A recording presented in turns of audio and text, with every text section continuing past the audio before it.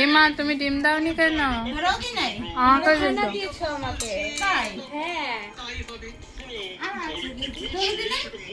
আমাকে দিয়েছো। আমি এখান থেকে নিয়ে না একই আমি দুটো দিন খাবো না। হ্যাঁ ডিম আদান প্রদান হচ্ছে। তুই যে কথাটা বললি সেটা কি বললি? বললাম ডিম আদান প্রদান হচ্ছে। শশাগুলো তো আমাকেই শেষ করতে হবে, ওই জন্য শশাগুলো আমি খাচ্ছি।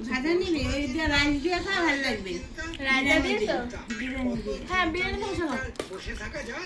আমাকে জীবনে আমি না বিক্রি হবে খাই আমি।